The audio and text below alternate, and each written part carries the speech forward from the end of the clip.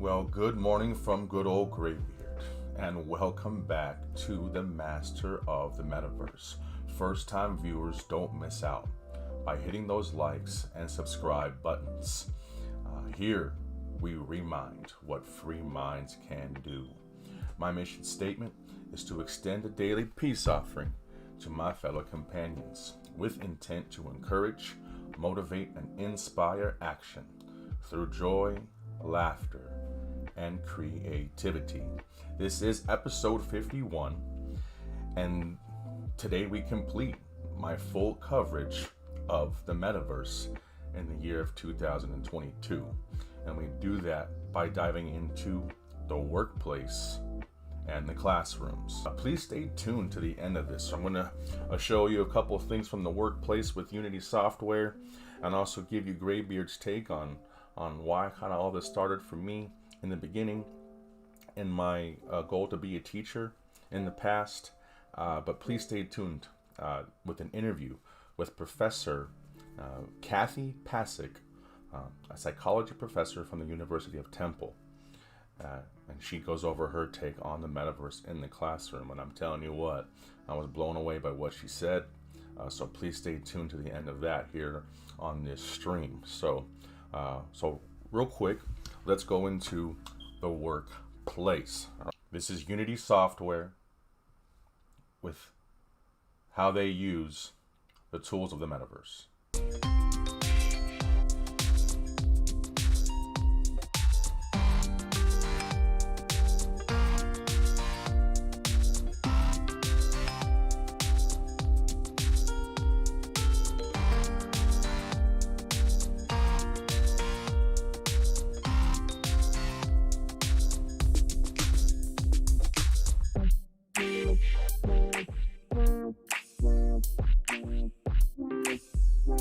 Folks, that was a sneak peek into what Unity software is doing to help the construction space, okay, and architects.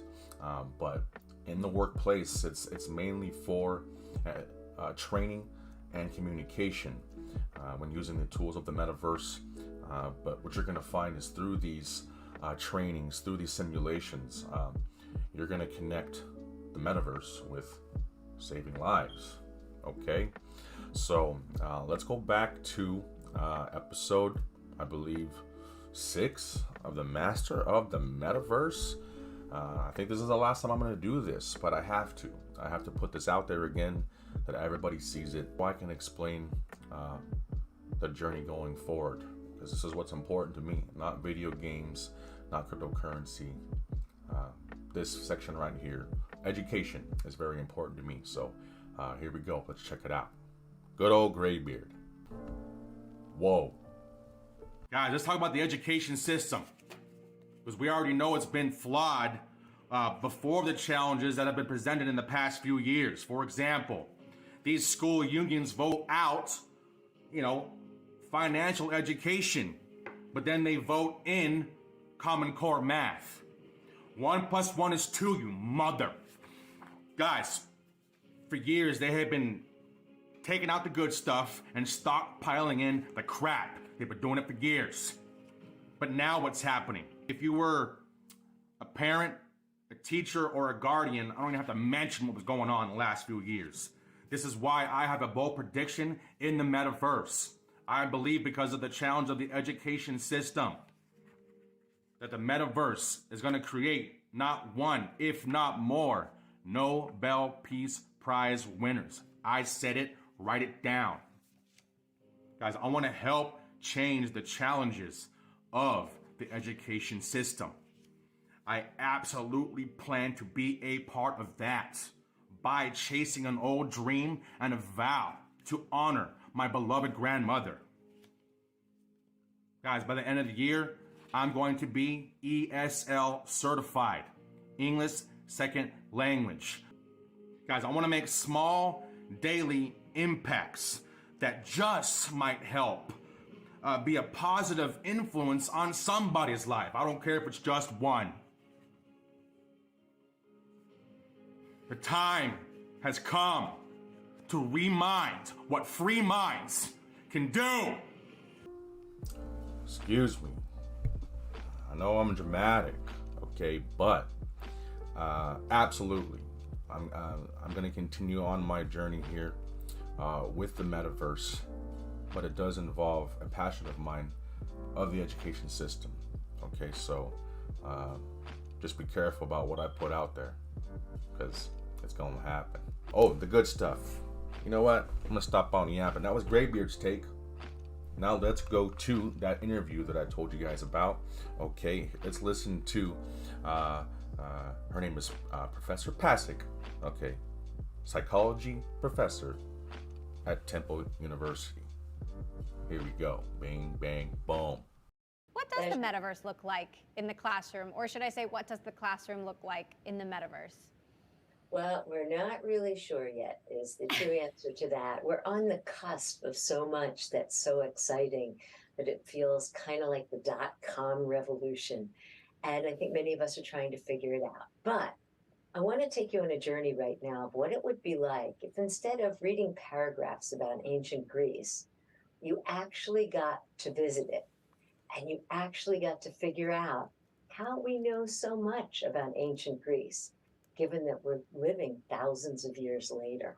So what if students could be active and engaged as they were learning, as opposed to passive when they're reading or listening? You know, I feel like technology is just coming into classrooms. We're just getting kids to start learning how to code. How are we going to get educators and schools on board and equipped with this new technology, even when it is available? Well, I think it's going to take a little while, to be quite honest with you. The affordability is a big piece, as you mentioned. The second big piece is right now the glasses are kind of clunky, but researchers are working on that. Technology folks are working on it. So quite soon, I think it's going to be like wearing a pair of glasses like this, and we're going to be able to enter into new spaces and alternate realities.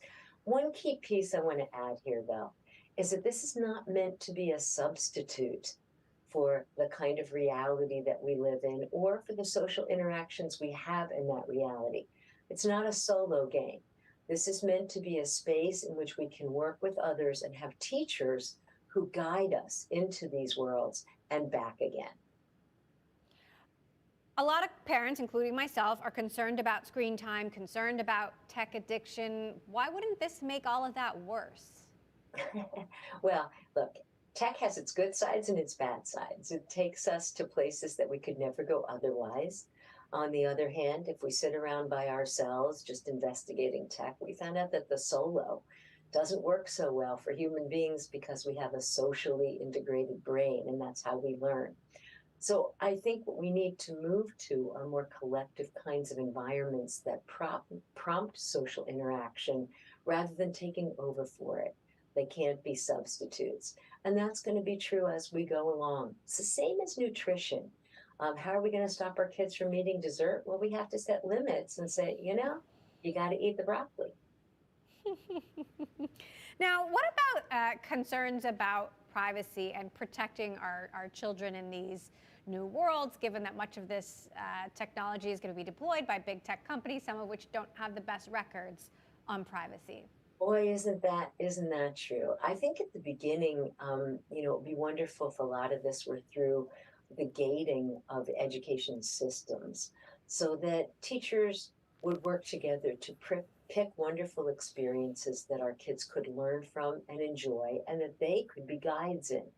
What I don't think we want to create is something that's a total free-for-all, because I worry, like you do, that many of these new technologies can get out of hand.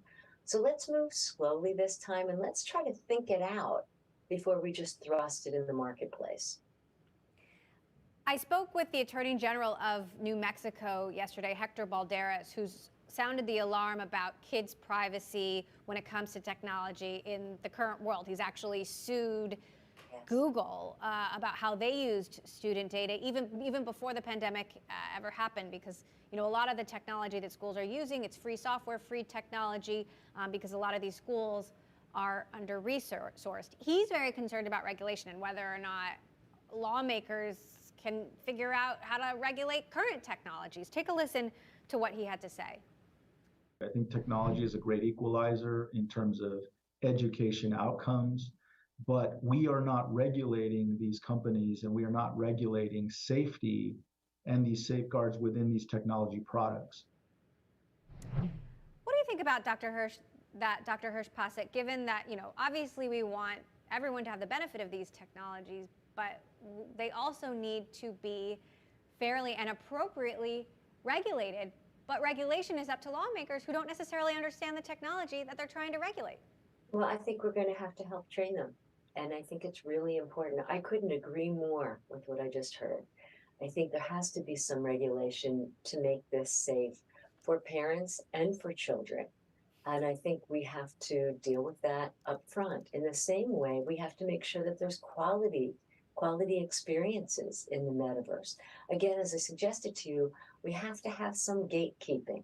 And a free-for-all that just says anything goes is dangerous for children. And as a parent, I would be scared too. I'm with you. Then there's the equity piece, and so much of tech in Oh, classrooms, yes. right? Like so much of tech in classrooms is not equitable. Some students have access to these things, some students don't. If you don't have access, there can be these huge learning gaps. I mean, when it comes to something like the metaverse and technology that's so advanced, are you concerned this could lead to even bigger sort of class divides in education? Well, as we suggested in our paper, this is something we definitely have to look at. Look, we're on the cusp of something, and the classrooms aren't really ready, nor the schools yet, for taking on the metaverse. So I think we have some lead time here to really think about how we want to introduce it. What should the school classroom look like? How should we retrain in teaching professional development? How do the teachers get on board so they help us in the training? How do we bring scientists in? So what we're presenting on the metaverse really is of high quality for children. Now, in the interim, it may be something like an IMAX, and it may be that communities will adopt a certain place where schools can take their kids on field trips and visit areas they could have never visited otherwise. So I think there's tremendous potential.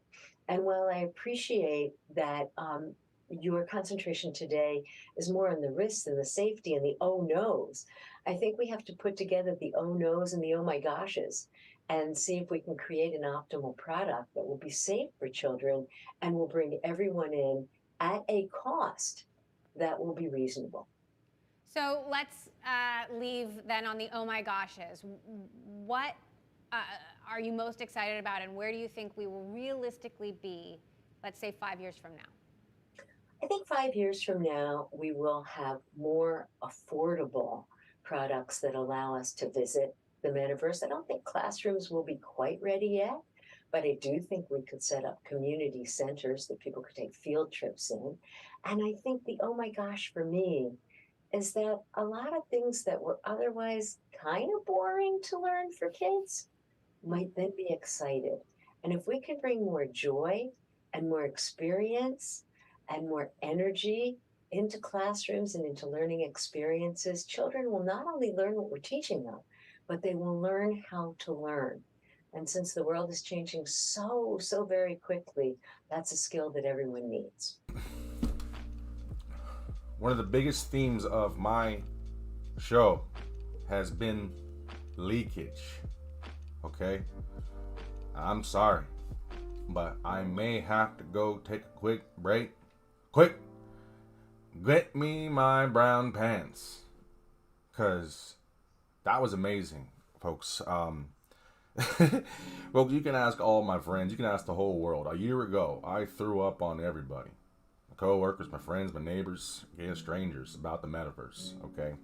And it just hit me. I don't know what happened, okay? But I threw up on everybody. Professor Pasek from Temple University, a psychologist, is much more qualified to share that information, okay? And and she obviously speaks much better than I do, okay? Has much more wit and all the above, okay? But wow, that tickled, leakage, all the above. Guys, a quick example, okay, of what we can do here. We're gonna leave the music on, okay, but we're gonna roll into another company that GrayBeard's all about. That's good old Next Tech, okay? So real quick, in the future here, in GrayBeard's class, we're gonna dissect a mouse in front of the mouse. All right, you guys don't know. All right, hold on 1 second. You guys ready for this? You guys ready for this? Let's do it. This is crazy.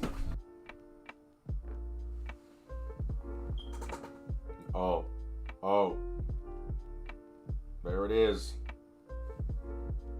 We did it.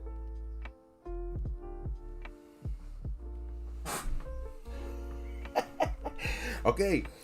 Ew. This is gross. Okay. Welcome to my classroom. Welcome to my meta class. Right? Let's go here. And we're gonna go right into the goods. This is what you guys all want to see. We're dissecting mice now. Now we get to save the rats. Okay? This is why the metaverse is good. Because no longer do we dispose of and kill innocent rats. Okay? Now we just, we metatize it. Okay? And now you get to see all the goods. You want to see a rat stomach? You don't need to dissect them. You want to see the rat pancreas? You want to see the rat liver? This is exciting a lot of people in a lot of countries because they, never mind. Meta class, we're dissecting mice. You guys all remember that in the past? Well, you don't got to do it no dang more. You guys are lucky. Lucky little bat. Okay. Okay, there you go. A little sneak peek into what's going to happen in the future. Okay, let's leave that up. Ooh, there's all kinds of stuff. Here, look at this. We're going to scroll down. We're not going to waste your time, but look at this. Okay? We're going to do all kinds of MetaVerse labs right here. I'm the master of the MetaVerse. I want to hear what your take is, okay? Because we heard what GrayBeard's take is with education in the MetaVerse. We heard what Professor Pasek said about education in the MetaVerse. Okay, but I want to hear what you guys think. I want to hear what your take is, and what the pros are, what the cons are. Okay, because I think it's important because it's going to involve our children. That's going to involve our future. So we must pay attention. We must pay close attention to what is happening out there. Okay, I would like to remind everybody that if you want something different in your life, that you have to dare to do something different. I want to thank everybody. I want to thank you to all my viewers, all my supporters, all my subscribers. I promise that I'm here for you to give you value and to give you solid information. Okay? So, until next time, peace be the journey and one love.